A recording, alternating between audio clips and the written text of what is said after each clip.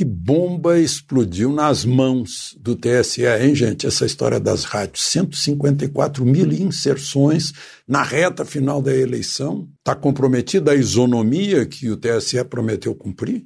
Devia ser igual, mas foi desigual, completamente desigual. Foi exonerado um funcionário, tiraram o crachá dele, a segurança o acompanhou até a saída, como se um único funcionário do TSE fosse capaz de fazer isso. Ele teria reportado a chefe dele, que por sua vez é casada com outro assessor do ministro Moraes, ele teria sido demitido pelo José Levi, que foi secretário executivo do ministro Moraes quando era ministro da Justiça. Parece que tudo fecha, fica meio assim em família, o que é muito estranho, porque o artigo 37, se não me engano, da Constituição, diz que a administração pública é impessoal, né, e transparente. Ou seja, uma das características é a publicidade. Essa história aí das rádios, né, começou que uma emissora de rádio disse que foi enganada, né, que transmitiu menos Bolsonaro e mais Lula porque foi enganada. Enfim, é um assunto interessante que o ministro Moraes recebeu isso como se fosse algo apócrifo, o queixoso é que seria o criminoso. Já não demonstrou a imparcialidade do juiz que é necessária. Eu lembrei aqui que 3 ministros do Supremo votaram em causa própria, porque eles também são ministros do TSE, eles é que criaram a resolução dos superpoderes e depois o assunto vai para o Supremo, porque o Procurador-Geral da República diz que está infringindo 5 ou 6 princípios da Constituição e votaram a favor da sua própria resolução. Isso qualquer primeiro semestre de direito sabe que é inadmissível. Então, por coisas assim, hoje leu-se no Senado uma carta que é dirigida ao Senado também, uma espécie assim de princípios, né, mostrando que já não existe a partição entre 3 poderes, tem um poder só, que está exercendo o papel de legislador, de constituinte, interferindo inclusive no Poder Executivo, na administração do Poder Executivo, em nomeações, né? São juristas e senadores. O senador Lazier Martins fez uma apresentação, eu anotei aqui algumas palavras dele. Estamos vivendo um estado de exceção. Há uma perplexidade quanto ao arbítrio, à violação da Constituição. Não temos Supremo isento e imparcial.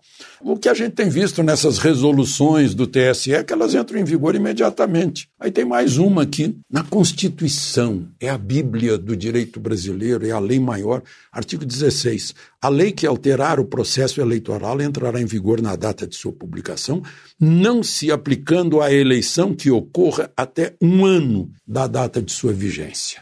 E essas resoluções têm força de lei, né? É interessante isso. Mas essa carta aí dos juristas e de senadores, que foi lida no Senado, pretende sacudir o presidente do Senado, que ele está imóvel sobre os requerimentos, o senador Rodrigo Pacheco, e fala, lá no final, brasileiros e brasileiras aqui subscritos pugnam pela restauração do estado de constitucionalidade, restauração, porque já saiu, em busca da normalidade institucional com respeito à tripartição de poderes, à liberdade, ao Estado de Direito. Ao Estado de Direito. Sem o artigo 129, sem o Ministério Público, não existe devido processo legal. E ao princípio democrático, pilares de uma sociedade constitucional que busca a paz social, né? A função da justiça é pacificar, né? E não está pacificando. Então, por esse instrumento, suscitam os cidadãos, as entidades e instituições a se posicionarem, em especial o Senado Federal. Meu Deus, vai ficar para a história essa imobilidade do presidente do Senado. Hoje eu vou falar de novo do Roberto Jefferson, que foi esquecido aí com o radiolão, né? Sabe por quê? Porque já é a segunda vez que ele provoca uma mudança de 180 graus nos acontecimentos. A primeira foi quando ele, envolvido no mensalão, praticando crime dentro do mensalão, denunciou o mensalão com sacrifício próprio, né? Aquela denúncia de ele gravou aquele recebimento de dinheiro lá nos Correios. Depois disso veio o Petrolão, agora está no radiolão. Mas agora o que aconteceu com ele? Ele mudou a direção da mídia. De um modo geral, a mídia reclamava, defendia os bandidos quando policiais atiravam em bandido. Agora, inverteu. O Roberto Jefferson atirou em policiais e conseguiu fazer com que a mídia condenasse bandido que atira em policial. Foi um grande feito.